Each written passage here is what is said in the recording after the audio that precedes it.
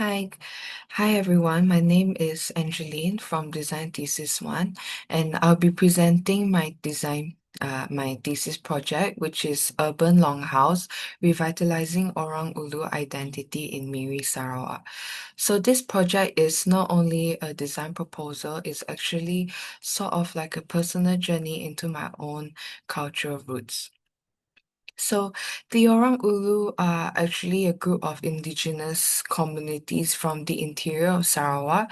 Traditionally, they live in longhouses along the Baram and also the Rejang rivers. So, all these longhouses weren't just home, they were collective spaces that actually supported farming, storytelling, rituals, rituals and also a strong sense of identity. So my grandfather's journey from Long Laput to Miri mirrors the migration experienced by many of the Orang Ulu community, leaving their ancestors from their ancestral home for education and work, but often losing parts of their identity in the process. So this is my problem statement. The migration of Orang Ulu communities to urban areas, Miri Sarawak, has led to a cultural disconnect. Rural Orang Ulu migrants struggle to adapt to city life while maintaining their traditions, and urban-born Orang Ulu lack of exposure to their heritage. Traditional communal practices, economy, livelihood, and knowledge sharing networks are gradually eroding, making it difficult for both groups to sustain their cultural identity. So, um, my aim is to create a transitional and cultural exchange hub, and this project aims to bridge the gap between urban and rural Orang Ulu by supporting housing, economic resilience, intergenerational learning, and spiritual continuity. And I want to propose an urban longhouse that reinterprets traditional communal living, economic empowerment, and spiritual resilience through transitional housing, co-living, cultural learning hub, and culinary studio, economic support zone, and a chapel, ensuring that Orang Ulu identity is sustained and redefined in an urban setting. So this is just my theoretical framework, and the design is grounded into two theories. First is critical regionalism, so architecture rooted in local traditions, materials, and climate, while resisting generic modernism. And secondly, it's a cultural ecology. So the idea that culture adapts with the environment, in this case, how Orang Ulu identity can evolve within a city while staying true to its roots. So I've read lots of papers, literature reviews. So I came up with main three main topics based on the paper. So three main themes based on the paper, which is firstly, migration and loss of identity, displacement due to development, and lastly, bridging rural and urban transition. So, other than that, I have done interviews with three generations of Orang Ulu. So, firstly, it's the third generation, which is a urban-born Orang Ulu. Secondly, it's a first generation migrant, a child of a first generation migrant. She's actually a second generation urban migrant. So, she was born in a small rural town in Long Lama, and gradually eventually she moved to Miri. And lastly, which is the first generation Orang Ulu urban migrant. So he was actually born in this long house in Long Laput, and eventually he migrated to Miri. So through these interviews, um, I have uncovered stories of cultural loss, language erosion, economic pressure, and there was a deep longing of connection. So, same as the paper, I have highlighted the challenges based on the three themes. And also, other than that, I have used photograph as a visual narrative. So this is also one of my methodology. So I've used photographs taken by my late grandfather and who worked for Jabatan Perancangan Malaysia as part of my visual methodology. So these pictures capture the transition from the rural longhouse life to urban living and there were documents and it actually document the early infrastructure challenges in Baram. So these visuals actually help me understand the spatial and also emotional displacement caused by migration, and it has guided the values embedded into my project. And then, as for my case study, so to better understand the Orang Ulu architecture, how the Orang Ulu architecture evolved, I study both traditional longhouses, like this one in Sarawak Culture Village. This is actually just a replica of the traditional longhouse. And then also the modern versions, such as this Uma Badeng in Sungai Asap. So I also did a comparison. So in a comparison between the two, so in traditional longhouses, structures were built in tilts. It was timber built, and the spaces like the right, known as the communal veranda, and also the belates family room. Back then, it was flexible and it was deeply embedded with cultural and also spiritual meaning through carvings, rituals, and shared daily routines. And in contrast, modern longhouses often use uh, modern materials like concrete. There were fixed partitions and metal roofing. And metal roofing. While the rye still exists, it became less open, and the houses feel more segmented, reflecting a shift towards individualism and standardized living. And cultural ornamentation is lacking, it's minimal, and the communal essence is also currently fading. Also, I did a brief evolution of the longhouses. This is what it was back then. I was back in my old longhouse, my grandparents' longhouse 15 years ago, and how it looks like at the present day. As for my proposed typology, I want to propose a redefined urban longhouse and cultural exchange hub in the city. So it serves between two users, which is Orang Ulu migrants and also the Orang Ulu city dwellers. Um, so uh, so my urban longhouse, it actually blends the best of the both worlds, and it keeps the soul of the traditional form, the rye, the billet, the communal, but it adapts in an urban life through modular units, support services, and cultural programs. It is not a nostalgic reconstruction. It is actually a living system that grows within the community's evolving needs. So here are just the programs that I've listed down for both users. First is the Orang Ulu migrants.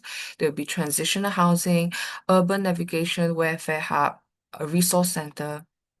Second target group, which is the Orang Ulu city dwellers. They'll be living together with the migrants, culture and learning hub, language hub, youth and elder mentorship lounge, and a workshop studio.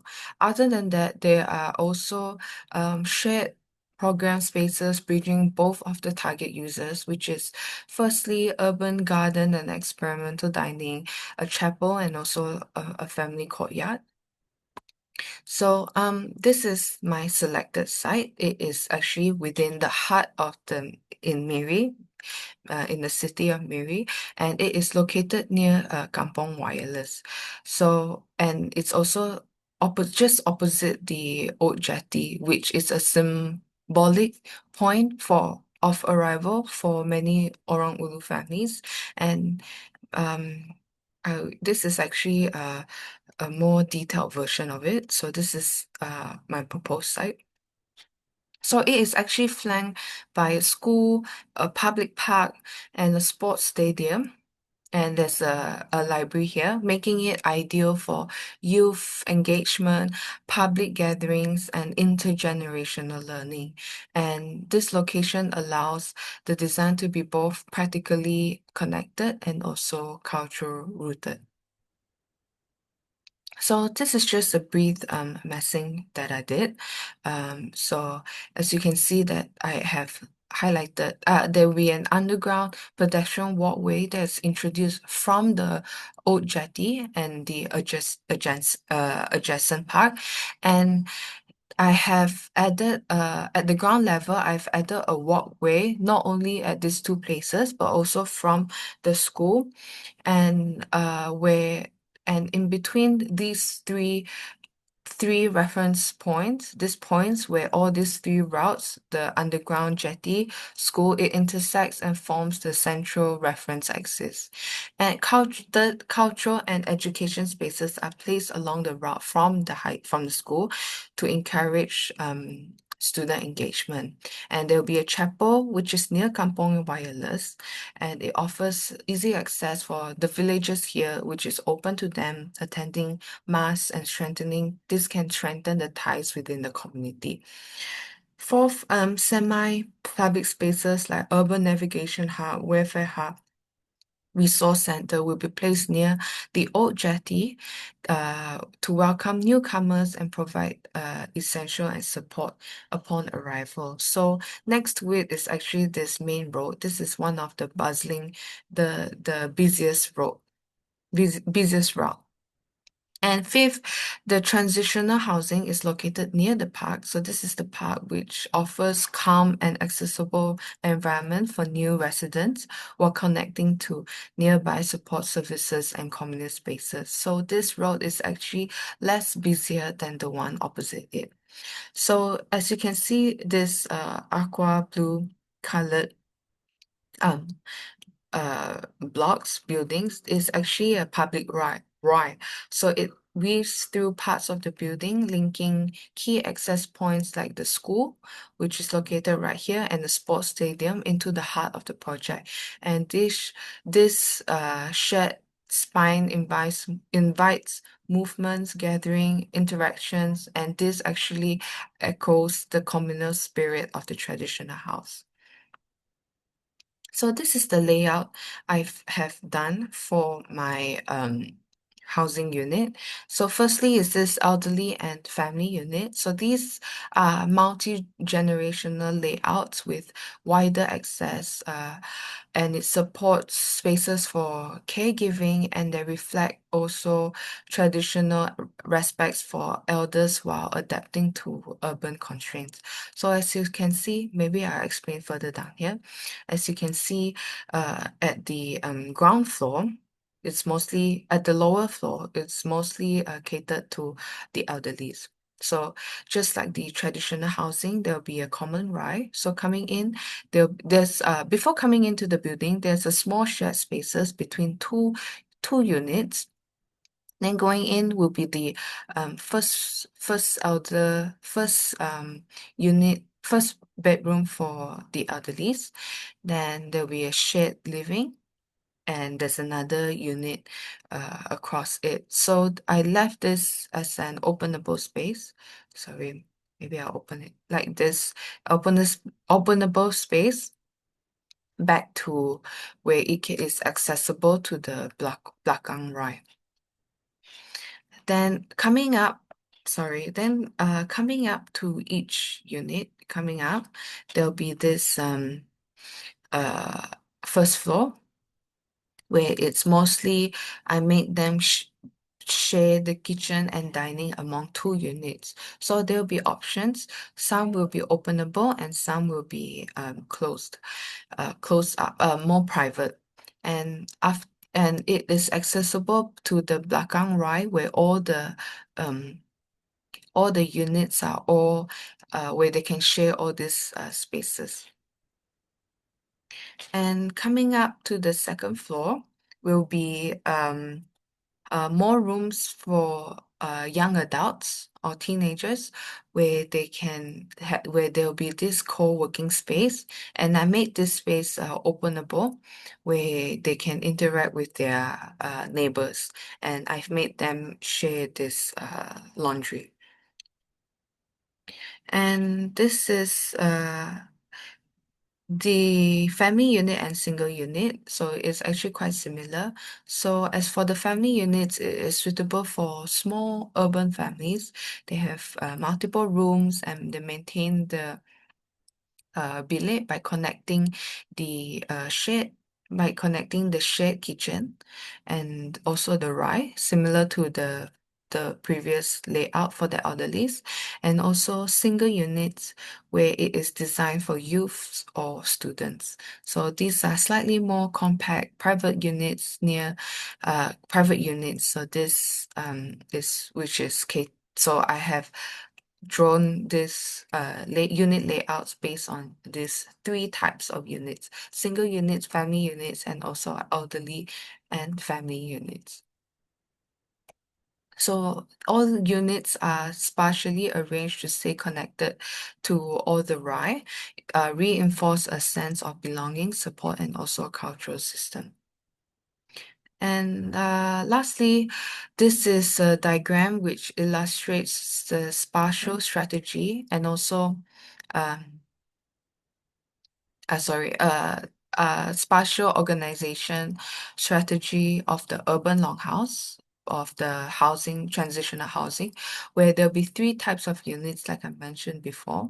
So the teal color actually represents the single unit, the pink shows the family units, and also the coral color marks the elderly and family units. So as you can see that there's a red line here. So this is one of my sort of like my uh public ride. So the one I mentioned before, this ride is mostly catered to the target users who are gonna stay in this housing. So next to it will be this public ride. This line is known as the public ride path. And it's actually a continuous communal spine that cuts across the block, and this acts as a main public gathering corridor weaving through all unit types across the blocks.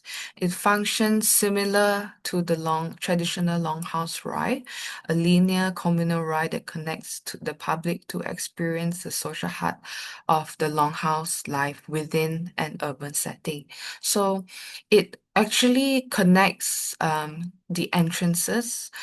the public entrances from the school and also the sports stadium, like the one I drawn here. So this is the school and also to the sports stadium, acting both a social and also a circulation artery.